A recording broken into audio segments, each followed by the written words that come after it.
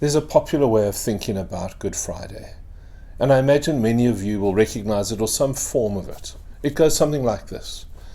We recognize that humankind has sinned against God, and this theory suggests that God is unable to forgive us without some kind of sacrifice. There must be blood. And God's justice, so goes on the theory, is an angry justice. That God's wrath is directed not just at the sin, but also at the sinner. And the argument is that to appease God's wrath, his justice requires that someone or something must die. For God's justice to be satisfied, there must be blood. Now, this idea is actually a very common idea. It's almost comic bookish. But it's not just comic bookish. If you go into ancient cultures as well as contemporary ones, you'll hear different stories of how the gods cannot be appeased unless there is some sacrifice. In some stories, it's a child needs to be burned alive, or a virgin gets thrown into a volcano. But if the gods are going to be appeased, there must be blood. And therefore, for some, the Christian gospel has been turned into just that. Jesus, the innocent one, has been made into the child or the virgin who gets thrown into the metaphorical volcano to appease this angry God on our behalf. And the story goes on to say that therefore, once Jesus had suffered terribly and died, God's justice, God's wrath was now, as the song says, was satisfied. And now, and only now, could God properly forgive us and properly love us. Now let me just say that for me is a terribly tragic way to think of God. Because what it does is it makes God the greatest threat there is to humankind. And I mean that. It means the God who made the world becomes the greatest threat to us as humankind. Because whilst poverty and nuclear war and bad governments can harm us in this life, God has power not only in this life, but also in the next. And so this theory goes on and makes it even worse. It says unless Jesus dies and unless we accept God's forgiveness, we will end up burning in hell for eternity. And hell is the place that this angry God has arranged for all who reject him. And let me say, put all of that together, and I begin to ask myself, well, what do we do on Good Friday? I mean, what are we doing on Good Friday? Because if that's what it's about, then what we're marking today, and I'm not exaggerating it, but what we're marking today is a God who needs to kill to forgive, and who threatens those who don't comply with his demands. Now, just to be clear, that this may be a popular way of thinking, or at least maybe a common way of thinking about Good Friday. But I want to be clear that this is exactly the opposite of what is true. It's exactly the opposite of what is proclaimed in the Scriptures. Because what we see in the Scriptures is that the greatest threat to humankind is not God, but is our sin, humanity's capacity for evil. That's our greatest threat, not God. And so if we could come to understand, and I think it does take, and that's the point of the word today, it takes some acknowledgement. If we could understand, if we could acknowledge that when we look around ourselves, the violence and the greed and the lust and the fear and the pride and the anger and the superiority by some and the hate and the malice and the apathy and the abuse and the prejudice and the rage, I mean the list goes on and on, what the Bible really calls the works of the devil, that those things are our real enemy, and not God, and never God. And when we can accept that's the enemy, then we can open ourselves to the beautiful word of John chapter 3, that God came into the world not to condemn us, but so that we might be saved. He becomes a participant in our salvation, not in our condemnation. And so what happens on Good Friday is not an angry God, which is what some say. It's just still amazes me even as I say it now in this video. What happens on Good Friday is not an angry God venting his wrath on his Son on our behalf. But instead it is God himself through his Son who absorbs the worst that humanity could do to another And Jesus literally takes upon himself the sins of the world. And as he does, he destroys the power of evil. And I'll talk more about that in just a moment. But he takes upon himself the sins of the world and destroys the power of evil.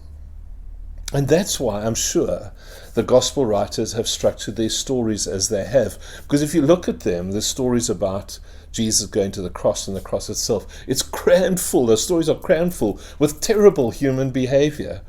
It's like a gathering, at least a representative gathering of human evil.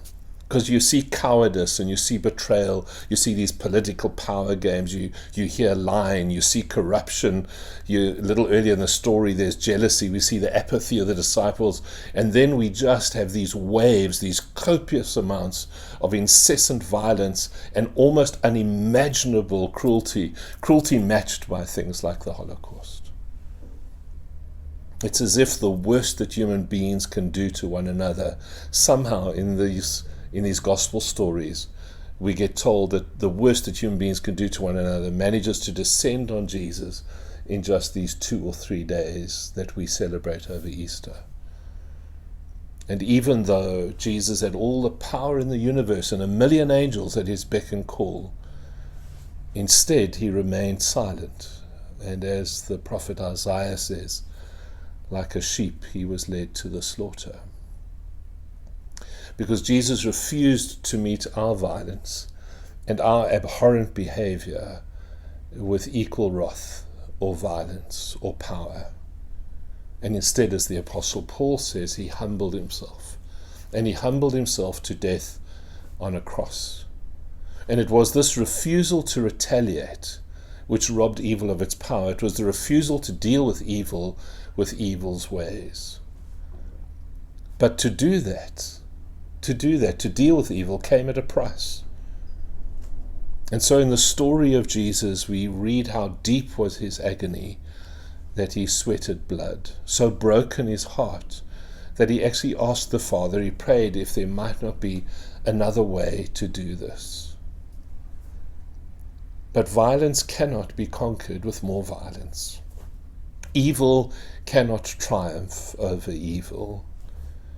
Only unfathomable love, and I mean it. I know we always like to use these hyperboles, but it's unfathomable love which we cannot understand, love so great it's incomprehensible. It's only that kind of love that has the power to break the power of evil.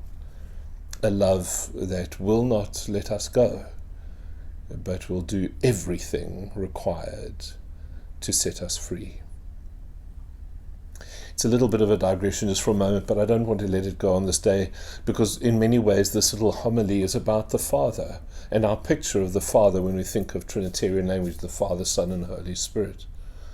And I've wondered about the Father in the story because the words of the Father, or the Father, is addressed by Jesus on the cross.